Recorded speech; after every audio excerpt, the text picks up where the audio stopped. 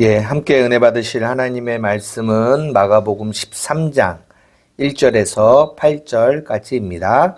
우리 함께 읽겠습니다. 시작.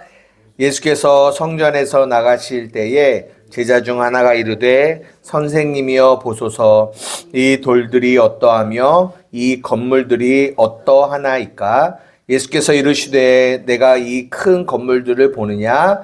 돌 하나도 돌 위에 남지 않고 다 무너뜨려지리라 하시니라.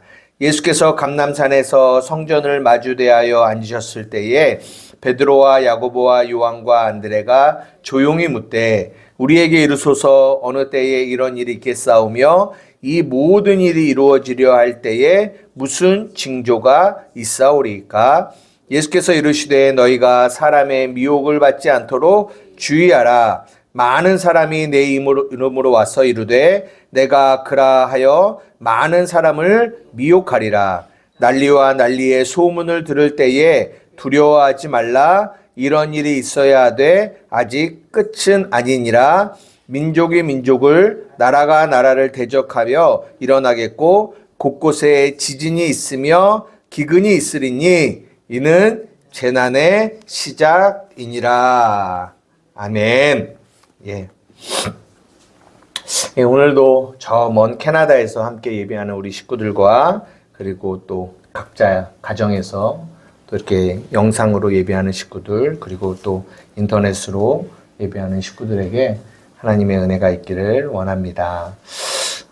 오늘부터 이제 우리가 마가복음 13장을 보는데요. 12장을 마무리하고 이 마가복음 13장은 이제 마태복음으로 보자면 24장, 우리가 잘 아는 이 마태복음 24장, 이 종말에 관한 이야기가 쭉 나오잖아요. 누가복음은 21장에 나오거든요. 예, 그 나오는 그 내용들에 대한 이야기가 마가복음에서는 13장에 나와요. 우리가 이 마가복음 13장을 보고 특별히 이제 이렇게 막 마태복음 24장을 보고 그러면 대부분 어떤 느낌을 받으세요? 이게 종말에 관한 이야기로 우리가 이제 이해를 하잖아요. 그러면 이 이야기와 저 요한계시록과 이제 좀 연결을 시켜서 하면서 우리가 요한계시록을 또 이렇게 생각할 때도 그렇고 이 마태복음이나 이 마가복음 13장의 이 말씀들을 읽어 나가다 보면은 어떤 느낌이 들으세요? 좀 무섭죠? 일단 조금 분위기가 밝은 분위기는 아니죠. 왜냐면 오늘도 뭐 우리가 8절까지 읽었지만 5절에도 사람의 미혹을 받지 않도록 주의하라 이런 얘기가 나오고 뭐 난리와 난리의 소문이 일어날 거고 또 뭐 민족을 나라가 나라를 대적하고 지진이 있고 기근이 있고 뭐 이런 얘기가 나오잖아요. 근데 뭐 그 뒤로 넘어가면 더 무서워요. 이제 우리가 이제 다음번에 보내겠지만 뭐 사람들이 너를 잡아다가 죽일 거며 형제가 형제를 아버지가 자식을 죽는데 내어줄 거고 뭐 끝까지 견디는 자는 구원을 받을 것인데 그런 얘기하면서 또 멸망에 가증한 것이 오고 뭐 이런 얘기가 막 나온단 말이에요. 뒤에는 막 환란 후에 해가 어두워지고 달이 빛을 내지 아니하고 별들이 막 하늘에서 떨어지고 막 이런 얘기가 나온단 말이에요. 우리가 이 마가복음 13장의 이 종말에 대한 이야기를 들으면 벌써 우리들이 가지고 있는 생각들은 두려움이 있어요. 그리고 이 이야기를 우리는 항상 어떤 시점으로 보냐면 미래에 우리에게 올 일들로 이해를 하죠. 이미 뭐 이루어지고 있는 것들도 있고요. 왜냐하면 뭐 지진도 있고 기근도 있고 이러니까 이것이 재난의 시작이라고 하니까 이미 시작이 됐고 앞으로 막 어떤 일들이 막 올 건데 멸망에 가증한 것이 거룩한 것에 선다고 하면은 도대체 그 멸망에 가증한 것이 뭘까? 옛날에는 뭐 EU 유럽 연합이라고도 얘기하고 또 어떤 이들은 뭐 천주교의 교황이다라고도 하여튼 별 얘기들을 다 하면서 그런 얘기들을 하면서 그러니까 결론적으로는 굉장히 많이 두려움들이 와요. 그리고 막 미혹해하는 거짓 선지자와 적그리스도들이 막 나타나고 막 이런 분위기. 막 그래서 666 그래서 막 옛날에는 막 그런 책들 막 이런 무슨 이런 요한계시록에 관한 책들 이런 것들이 막 나와요. 그러면요 또 여기에 한껏 빠지신 분들은 모든 신앙생활을 이 마가복음 13장의 요한계시록의 뭐 다니엘서나 이런 거에 집중하여 그런 쪽으로 신앙생활의 모든 에너지를 거기다 쏟고 신앙생활을 하시는 분들이 많아요. 이거를 극으로 가다 보면은 이런 극단적인 우리가 뭐 여기를 다 버리고 어느 지역으로 가서 어떤 마을을 만들어서 살자. 이런 공동체들도 막 생기고 그래요. 이제 뭐 미혹에 대한 이야기가 또 나오지만 어떻게 보면 이 마가복음 13장만큼 지금 이 시대를 살고 있는 하나님의 사람들, 교회가 이 마가복음 13장을 잘못 이해해서 미혹되어져 가고 있는 모습이 이 마가복음 13장이 가장 많지 않을까? 그런 생각이 들 정도로 이 마가복음 13장에 대한 이해가 굉장히 왜곡되어져 있음을 우리가 보게 되는 거예요. 우리가 그래서 오늘 그 얘기를 좀 해보려고 하는데요. 오늘은 내용까지 들어갈 수 있을지 모르겠어요. 근데 이 마가복음 13장의 전체의 분위기, 이 마가복음 13장이 하려고 하시는 말씀이 뭔지 이 대략적인 큰 그림을 여러분들에게 먼저 말씀드리려고 합니다. 여러분 보십시오. 우리가 방금 이 13장의 분위기를 이렇게 우울하고 침울하고 두려운 것으로 우리가 이게 보게 되어지거든요. 근데 왜 이렇게 보면 안 되냐면 하나님의 말씀은 뭐예요? 복음이에요. 복음. 여러분 성경이 복음을 어떻게 말하고 있는지 한번 볼게요. 고린도전서 2장 6절에서 7절입니다. 우리 한번 읽어보겠습니다. 시작. 그러나 우리가 온전한 자들 중에서는 지혜를 말하노니 이는 이 세상의 지혜가 아니요 또 이 세상에서 없어질 통치자들의 지혜도 아니요 오직 은밀한 가운데 있는 하나님의 지혜를 말하는 것으로서 곧 감추었던 것인데 하나님이 우리의 영광을 위하여 만세전에 미리 정하신 것입니다. 이 복음이 뭐라고 하냐면 감추었던 것이라고 해요. 이걸 비밀이라고 표현하거든요. 근데 이 비밀이 복음인데 하나님이 무엇을 위하여 우리에게 미리 정하셨다는 거예요? 누구의 영광을 위하여? 우리의 영광을 위하여 이 비밀이 이 감추었던 것을 하나님이 만세전에 이미 정하셨다라고 성경은 말하고 있어요. 우리의 영광. 그러니까 이 복음 안에는 우리의 영광을 위하여 하신 일들이 있는 거죠. 또 하나 똑같은 얘기인데 골로새서 1장 26절에서 28절입니다. 그걸 다 같이 읽겠습니다. 시작. 이 비밀은 만세와 만대로부터 감추어졌던 것인데 이제는 그의 성도들에게 나타났고 하나님이 그들로 하여금 이 비밀의 영광이 이방인 가운데 얼마나 풍성하게인지를 알게 하려 하심이라. 이 비밀은 너희 안에 계신 그리스도니 곧 영광의 소망이니라. 우리가 그를 전파하여 각 사람을 권하고 모든 지혜로 각 사람을 가르침은 각 사람을 그리스도 안에서 완전한 자로 세우려 함이니. 이 비밀은 만세와 만대로부터 감추어졌다라고 얘기해요. 똑같이 고린도전서의 말씀과 동일합니다. 근데 그것이 성도들에게 모두에게 나타난 게 아니라 비밀인데 모두에게 나타나면 비밀이 아니잖아요. 비밀이라고 하는 거는 어떤 이들에게는 나타나고 어떤 이들에게는 감춰져 있다라는 것을 말하고 있어요.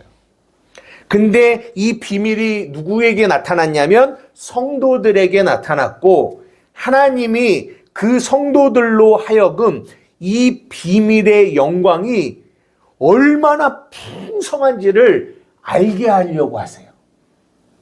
네. 이게 이제 에베소서 1장에 사도 바울이 기도한 내용과 똑같아요. 하나님, 지혜와 계시의 영을 주셔서 하나님을 알게 하여 주시고, 이 우리의 부르심과 그 기업의 영광의 풍성이, 그 능력이 얼마나 큰지를 알게 해주세요 라고 기도한 거와 동일한 내용이에요. 이 비밀은 너희 안에 계신 그리스도인데 곧 뭐예요? 영광의 소망이라는 거예요. 소망. 우리가 그를 전파하여 각 사람을 권하고 모든 지혜로 각 사람을 가르침은 각 사람을 뭐예요?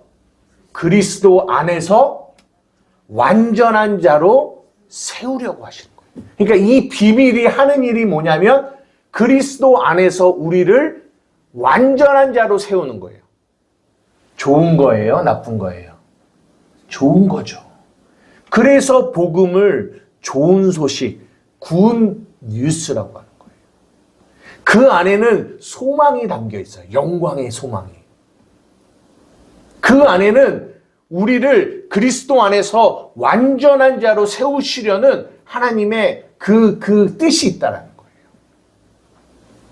이것을 복음이라고 얘기해요. 그러면 한번 생각해 봐요. 우리가 마가복음 13장, 마태복음 23장을 지금까지 읽어나갈 때 항상 우리가 이 말씀을 읽는데 우리 안에 뭐가 오냐면 분명 마태복음 24장도 오늘 본문인 마가복음 13장도 복음이라고요. 복음. 복음인데 우리가 이 본문을 읽는데 우리 안에 두려움이 있고 염려가 있고 근심이 생긴다면 그건 우리가 말씀을 바르게 읽은 걸까요? 바르게 읽지 않은 거예요. 왜요? 복음은 소망의 이야기며 우리를 완전한 자로 세우고자 하는 이야기이기 때문에. 그래서 제가 요즘에 수요 예배에 창세기를 하면서 이 가인의 이야기와 라멕의 이야기를 가만히 보는데 겉으로 보기에는 이 마가복음 13장과 같이 저주요 심판의 메시지들로만 쭉 있는 것 같아요. 그런데 그 안에 뭐가 담겨 있냐? 우리를 구원하시는 하나님의 구원, 하나님의 용서가 그 안에 담겨 있다라는 거예요. 저는 복음을 만나고 복음을 이해하면서 가장 저에게 어떻게 보면 복이라고 할까요? 라고 느껴지는 것이 뭐냐면 예전에는 제가 이렇게 바라보고 보는 것들이 보는 것에 의하여 내가 계속 내 마음이 이렇게 막 흔들리는 것들을 봐요. 우리가 마가복음 13장을 보면서 우리의 마음이 두려움과 염려로 흔들리는 것처럼 우리가 보여지는 세상을 보면서 환경을 보면서 연약한 나를 보면서 항상 내 마음이 염려와 근심과 걱정이 내 안에 계속 있었단 말이에요. 그런데 복음을 딱 이해하고 났더니 보는 관점이 보는 이 눈이 달라지는데 이 안에 이것이 저주가 아니라 그 안에 하나님의 소망이 담겨 있구나라는 것이 보여지니까 같은 것을 바라보고 있는데도 이 마음이 요동하는 이 요동이 많이 약해지는 것들을 보게 되는 거예요. 이게 복음이 나에게 주는 놀라운 축복이구나라는 것을 깨닫게 됩니다. 이해가 되십니까? 요약해보면 이래요. 이 복음은 하나님의 지혜고 그리스도고 하나님의 우리의 영광을 위하여 정하신 거고 우리를 완전한 자로 세우시는 거예요. 그래서 예전에 제가 여러분들에게 말씀드렸듯이 복음은 한마디로 말해서 그리스도가 하신 일을 복음이라고 하는 거예요. 그리스도가 하신 일. 그러면 오늘 이 마가복음 13장도 복음이라면 이것을 복음으로 이해하려면 우리는 이 안에서 무엇을 발견해야 되냐? 그리스도가 하신 일을 발견하면 돼요. 이해되십니까? 그럼 한번 보세요. 이제 본문을 한번 보세요. 여러분, 그리스도가 이 마가복음 13장에서 어떤 일을 하셨을까요?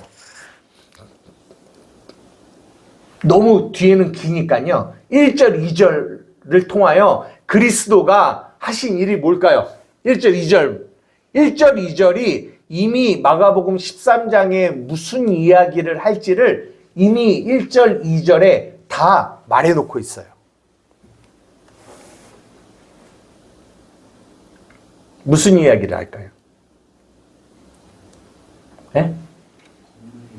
건물 얘기죠. 근데 여기서 그리스도가 하신 일이 뭘까요? 네? 맞습니다. 무너뜨리는 일을 하시는 거예요. 이거를 봐야 돼요. 누가 무너뜨리신다고요? 예수 그리스도가 무엇을? 건물이죠. 근데 건물인데 더 정확하게 얘기하면 어떤 건물이에요? 큰 건물이죠. 큰 건물이네? 그렇죠. 성전이에요. 성전. 성전을 무너뜨리신다라는 얘기예요. 마가복음 13장의 전체 이야기는. 그러면 이 성전이 뭘 얘기하는 걸까요? 요거를 알면 돼요. 여러분, 성전이 누구예요? 나죠. 우리 한번 볼까요? 고린도전서 4장 16절에서 17절. 고린도전서 4장 16절에서 17절 맞습니다. 고린도전서 4장 16절에서 17절. 잠깐만요. 맞는데? 죄송해요. 고린도 후서인데 제가 고린도 전서라고 얘기했어요. 제가 한번 읽어드릴게요. 고린도 후서예요. 고린도 후서 4장 아닌데. 잠깐만요. 고린도 전서 제가 잘못 기록한 것 같아요. 제가 한번 읽어드리겠습니다. 너희는 너희가 하나님의 성전인 것과 하나님의 성령이 너희 안에 계신 것을 알지 못하느냐? 누구든지 하나님의 성전을 더럽히면 하나님이 그 사람을 멸하시리라. 하나님의 성전은 거룩하니 너희도 그러하니라. 누가 하나님의 성전이라고요? 우리가 하나님의 성전이에요. 그러면 여기서 오늘 본문에서 이 성전은 무엇을 얘기하냐면 이 본문에서는 헤롯 성전을 이야기하는 건데 이 헤롯 성전은 다른 말로 하면 율법의 성전, 다른 말로 표현하면 옛사람. 그러니까 하나님이 이 마지막 때에 이 옛사람인 이 성전, 옛성전을 돌 하나도 돌 위에 남기지 않고 다 뭐 하시겠다? 무너뜨리시겠다는 얘기예요. 여러분, 좋은 얘기예요? 나쁜 얘기예요? 좋은 얘기예요. 왜냐? 우리의 옛사람이 무너져야 우리가 새 사람으로 부활하니까요. 결국 이 얘기가 로마서 6장 6절에서 7절의 말씀이에요. 우리가 너무 자주 읽고 있는 시작. 우리가 알거니와 우리의 옛사람이 예수와 함께 십자가에 못 박힌 것은 죄의 몸이 죽어 다시는 우리가 죄에게 종노릇하지 아니하려 함이니 이는 죽은 자가 죄에서 벗어나 의롭다 하심을 얻었습니다. 얻었습니다. 결국은 이 마가복음 13장의 전체 내용은 예수님이 사람들이 그 옛 성전을 바라보면서 야, 이거 너무 멋있지 않아요? 너무 어마어마하게 크고 장식이 잘 돼 있고 너무 멋지지 않아요? 라고 했더니 예수님이 딱 보시면서 뭐라고 얘기하시냐면 얘들아, 돌 하나도 돌 위에 남지 않고 다 무너질 거야. 라고 얘기를 하시는 거예요. 무슨 말이냐? 예수 그리스도가 십자가에 죽으시는 이 구원의 사역으로 말미암아 우리의 이 옛 성전인 우리의 옛사람이 무너지는 거죠. 어떻게요?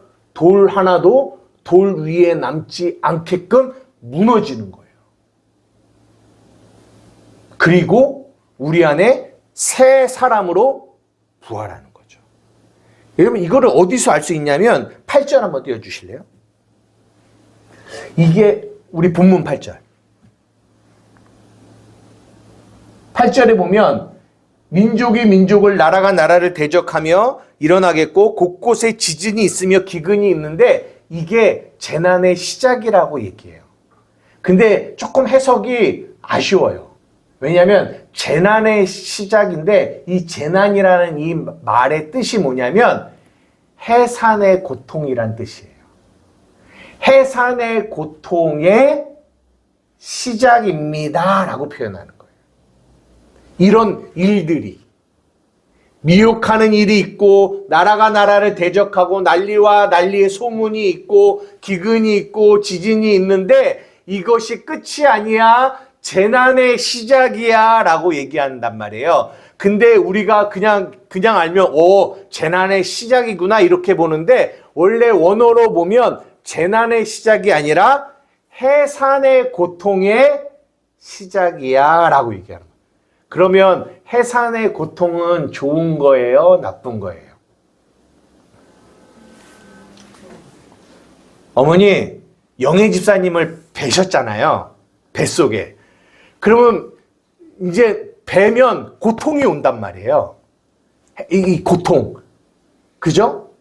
특별히 이제 해산할 날이 다가오면 엄청 배가 아프잖아요. 뭐 저는 잘 모르지만 제가 옆에서 이렇게 지켜봤을 때 그 고통하고 있었을 때 제가 좀 졸았거든요. 잔 것도 아니고 조금 졸았는데 그 존 거 가지고 지금 20년이 지나 지금까지도 졸았다고. 나는 이렇게 지금 아파서 죽겠는데 졸았다고. 절대 졸면 안 됩니다. 여러분 이거 조는 거는 안 되는 거죠. 엄청 혼났거든요. 그러니까 해산의 고통이 그렇게 고통스러워요. 그런데 그 고통을 이 고통 너무 싫어. 너무 싫어. 이거는 저주야. 이거는 불행이야. 이렇게 생각하는 사람이 있어요? 없어요. 왜요? 해산의 고통 뒤에 뭐가 탄생해요? 생명이 탄생하거든요. 그러니까 그 고통이 아닌 거예요. 이거 이해되십니까? 그래서 오늘 8절을 하면서 이런 일이 있는데 이런 일이 해산의 고통의 시작입니다 라고 얘기해요. 그러면 결국은 이런 일이 일어난 뒤에 아름다운 생명으로 살아나는 이 역사를 볼 것입니다 라고 얘기하는 거예요. 그러면 마가복음 13장이 우리가 일반적으로 알고 있는 두렵고 어둡고 칙칙하고 염려하고 근심의 이야기가 아니라 소망의 이야기며 기쁨의 이야기라는 거예요. 이해되십니까? 그러니까 성경을 자세히 잘 봐야 돼요. 복음으로 이해해야 돼요. 완전히 달라진다고요. 너무나 많은 사람들이 아까 말씀드린 것처럼 이 마가복음 13장을 보면서 이 마지막 때를 늘 두려움과 염려와 근심에 살아가요. 이 마가복음 13장이 너무나 많은 미혹을 지금 교인들에게 주고 있다고요. 13장이 주는 게 아니라 13장을 잘못 이해하는 이해를 통하여 많은 사람들이 미혹돼요. 그 미혹 가운데 빠져 있다고요. 어떤 미혹일까요? 오늘 이 마가복음 우리가 읽은 밑에 5절부터 예수께서 이르시되 너희가 사람의 미혹을 받지 않도록 주의하라. 많은 사람이 내 이름으로 와서 이르되 내가 그러라 하며 많은 사람을 미혹하리라. 미혹한다고 해요. 여러분, 이 마가복음 13장을 우리가 율법으로 보면 어떤 미혹에 빠지는 줄 아세요? 한번 잘 생각해 보세요. 어떤 미혹에 빠질까요? 많은 사람들이 이 마가복음 13장을 보면서 어디에 초점을 맞추는 줄 아세요? 종말이죠. 네? 이단? 네, 그렇죠. 이단들이 대부분 이 마가복음 13장을 보면서 그리고 이 13장을 잘못 해석하시는 율법으로 해석하시는 분들이 포커스를 어디에 맞추냐면 마귀가 이 마지막 때에 어떤 일을 할 건지 거기에 포커스를 맞춰요. 마귀가 666 이런 일을 할 거야. 마귀가 마지막 때에는 이런 일을 할 거야. 마귀가 이렇게 우리를 미혹할 거야. 이렇게 할 거야. 이렇게 할 거야. 이렇게 할 거야. 마가복음 13장을 보면 계속 어디에 포커스를 맞추냐? 마귀가 하는 일에 포커스를 맞춰요. 그래서 두려운 거예요. 두려운 거예요. 거기에 내가 미혹될까봐, 거기에 내가 넘어질까봐, 거기에 내가 쓰러질까봐. 그러면 그렇게 되면 반드시 그들은 그 마귀에게 포커스를 맞추게 되면 그 사람들은 또다시 어떤 미혹에 빠지는 줄 아십니까? 마귀가 이렇게 나를 할 거야, 저렇게 나를 할 거야, 나를 이렇게 할 거야 라고 하면 그렇게 그 미혹을 받아서 마귀에게 포커스가 맞춰지게 되면 그 미혹을 받은 사람들은 그 다음 미혹이 빠지는데요. 어떤 미혹에 빠지냐? 그 미혹에서 벗어날 행동을. 그렇죠. 반드시 그렇게 가게 돼요. 그러면 내가 그 마귀의 미혹에 빠지지 않기 위해서 내가 무엇을 해야 하지? 어떻게 해야 하지? 그러니까 그 두려움과 그 염려, 내가 어떻게 해야 하지라는 이 마음을 이단들이나 거짓 선지자들이 미혹해서 그를 잡아서 그렇게 미혹시키는 거예요. 여러분, 야고보서 1장 14절에 이렇게 말씀하십니다. 다 같이 읽어보겠습니다. 시작. 오직 각 사람이 시험을 받는 것은 자기 욕심에 끌려 미혹됩니다. 자기의 욕심에 끌려 미혹. 제가 예전에 욕심에 대하여 여러분들하고 조금 나눴습니다.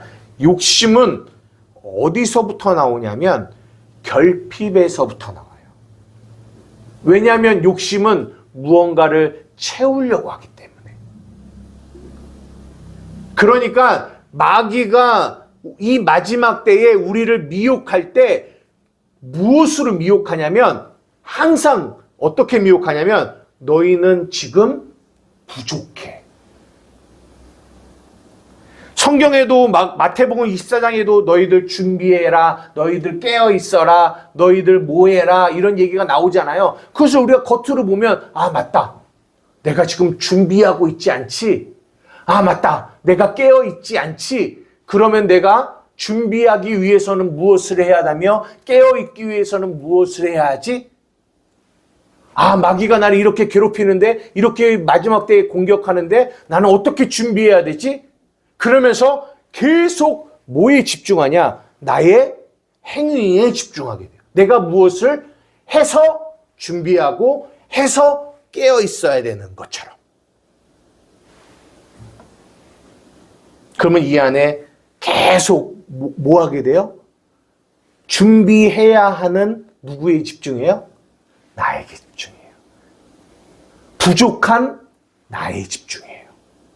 이게 마지막 때의 말세의 미혹이에요. 끊임없이 나에게 집중하는 거예요. 대부분 이 마가복음 13장 이 종말장을 보면서 그 안에 신앙생활을 하시는 분들의 대부분은 다 항상 이 마음 안에 뭐가 있냐면 두려움이 있어요. 어떡하지? 이 마지막 때에 어떡하지? 마귀가 이렇게 역사하는데 어떡하지? 복음은 그리스도가 하신 일을 보는 것이 복음이에요.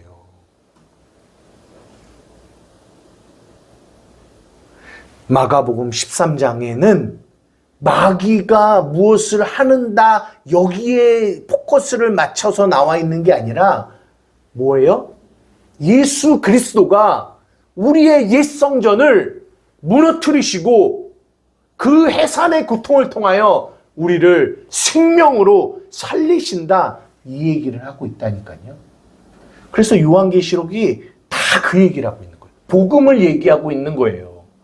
그러나 우리는 요한계시록을 봐도 마가복음 13장을 봐도 마태복음 24장을 봐도 항상 두려움과 염려와 근심, 미래적인 어떤 일어난 일들, 막연한 그때 그렇게 되면 어떡하지? 이런 일을 생각을 하게 된다는 거죠. 마가복음 13장은 지금 우리 안에서 일어나는 일이에요. 내가 날마다 죽노라. 나의 옛 성전이 날마다 죽고 나는 예수로 날마다 살아나는 그 이야기를 하고 있는 거예요. 그래서 우리가 마가복음 13장을 볼 때 와, 그렇구나. 예수님이 나를 죽여가고 계시는구나. 나를 죽여가고 계시는구나. 마지막으로 하나만 더 봅시다. 로마서 5장 3절에서 4절. 시작. 다만 이뿐 아니라 우리가 환난 중에도 즐거워하나니 이는 환난은 인내를, 인내는 연단을, 연단은 소망을 이루는 줄 알미로다. 그래서 이게 이해가 되어지는 거예요. 우리에게 환난이 와요. 지금 이 마가복음 13장의 모든 내용은 환난의 이야기예요. 근데 그 환난이 결국은 우리에게 뭘 준다고요? 소망을 준다는 거예요. 무슨 말이에요? 아까 우리가 본 영광의 소망, 그 소망을 준다는 거예요. 무슨 말입니까? 복음의 이야기라는 거예요.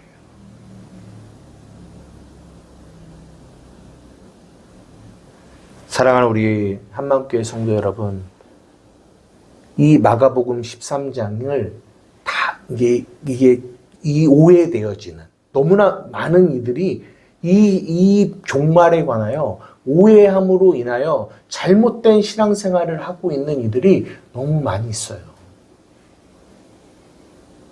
그들에게 이 잘못된 것들을 돌이켜주는 일들을 또한 우리가 해줘야 돼요. 끊임없이 나를 보게 한 이 미혹. 어떡하지? 어떡하지? 어떡하지? 두려워. 어떤 일이 발생할까?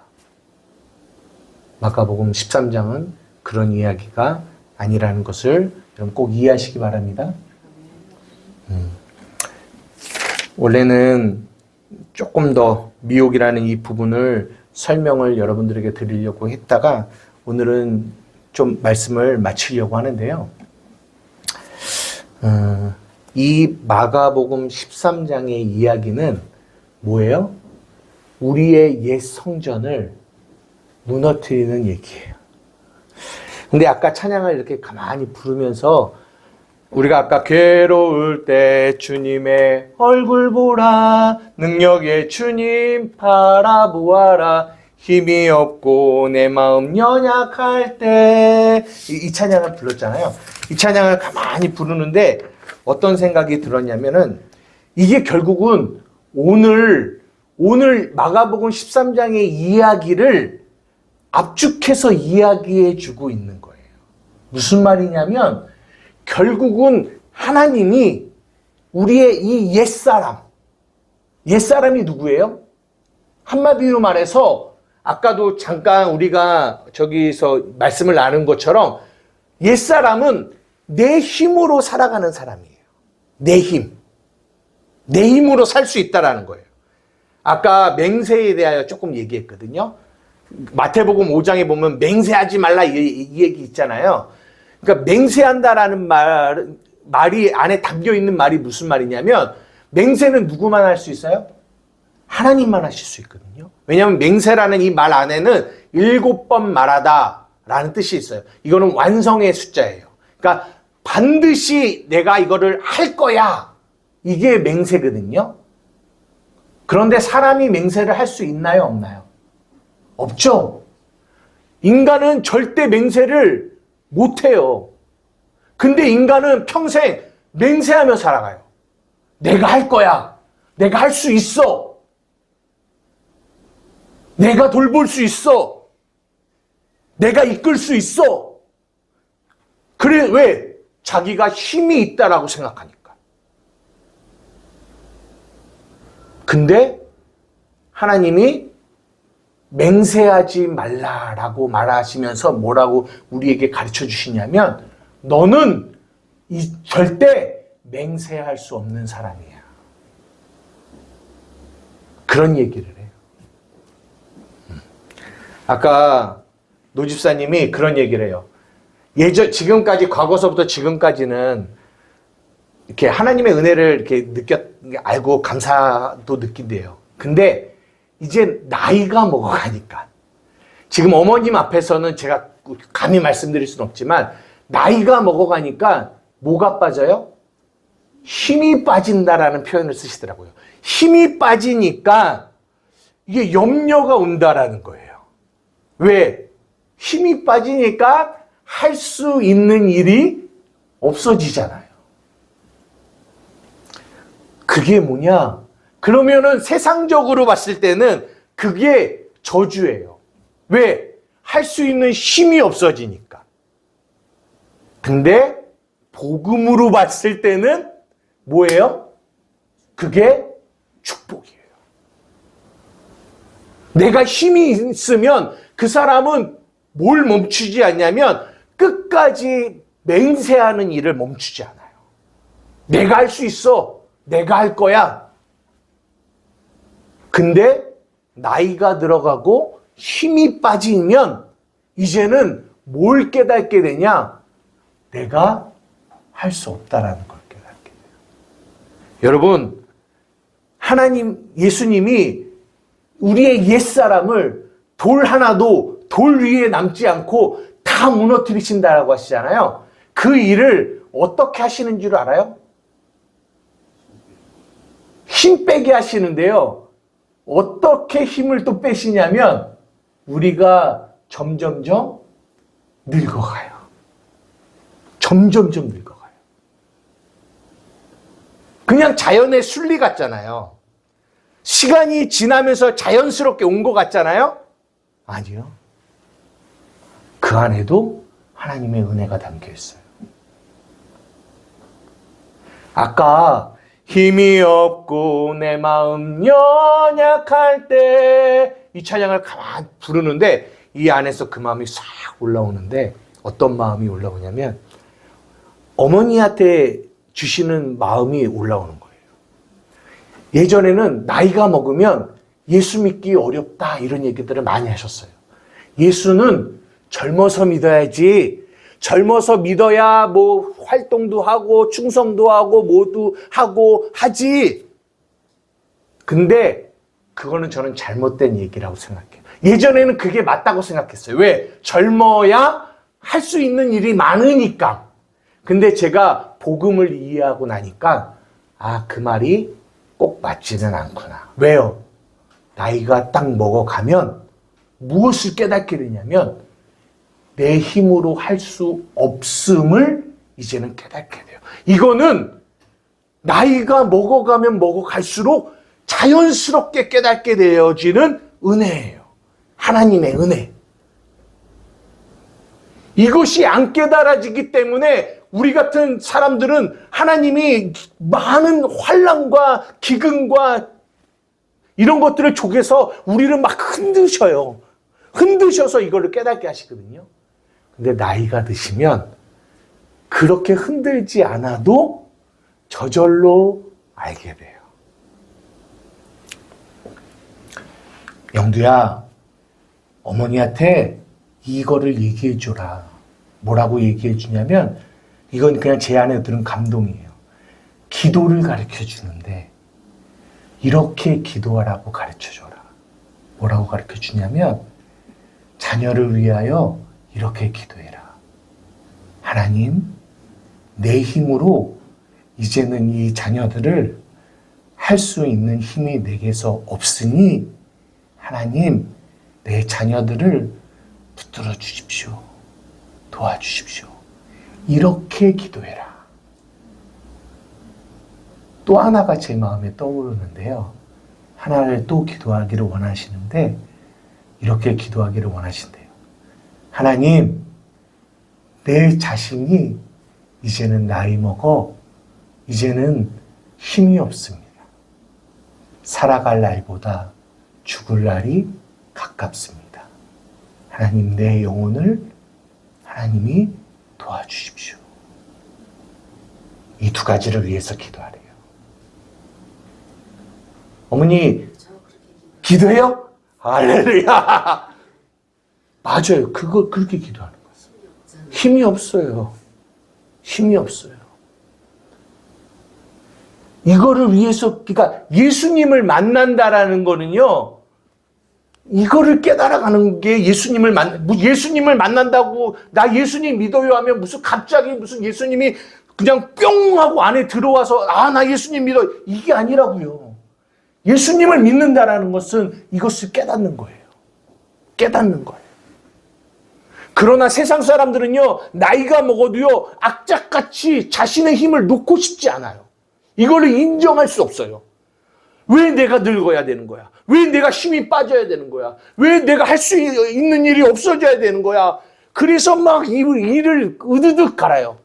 슬피 울며 이를 갈아요. 왜 그러야 되는 거야? 자신의 힘없음을 인정하지 않아요. 그러나 오늘 이 마가복음 13장의 말씀과 같이 돌 하나도 돌 위에 남김없이 무너지는 하나님의 그 은혜가 있는 이들의 마음 가운데는 이것을 은혜로 받아들여요. 맞다. 맞다. 내가 할 수 있는 일이 없지. 어떡하지? 맞다. 그리스도가 우리 하나님이 하시겠지? 그러니까 나는 뭐 해야 돼? 맡겨야지. 힘이 없고 내 마음 연약할 때 능력에 주님 바라보아라. 주의 이름 부르는 모든 자는 힘주시고 늘 지켜주시네. 눈을 들어 주를 보라. 내 모든 염려 주께 맡겨라. 슬플 때에 주님의 얼굴 보라. 사랑의 주님 안식 주리라. 이 안식을 경험하는 거, 이게 예수 믿는 거라니까요. 그걸 위해서 기도하라는 거예요. 그러면 하나님이 살아계심을 어머니 마음 가운데 안식을 줌으로 경험하게 하시겠다라는 거예요. 내가 할 수 없는데, 내가 줄 것이 없는데, 내가 힘이 없는데 불안하질 않아. 두렵질 않아. 왜? 우리에게 능력 주시는, 우리를 도우시는 우리 하나님이 계시니까. 이 하나님이 내 사랑하는 자녀를 지키실 거니까. 나의 영혼을 인도해 갈 거니까. 그렇게 믿게 되는 거예요. 말씀 마치겠습니다. 그래서 마가복음 13장은요, 이 이야기를 하고 있는 거예요. 돌 하나도 돌 위에 남지 않고 다 무너뜨리시고 너희를 힘없게 하고 할 수 없게 하여 심령의 가난함을 만들어서 내가 너를 생명으로 이끌어가겠다고. 얼마나 즐거운 얘기겠어요. 마가복음 13장이 두려운 얘기가 아니라니까요.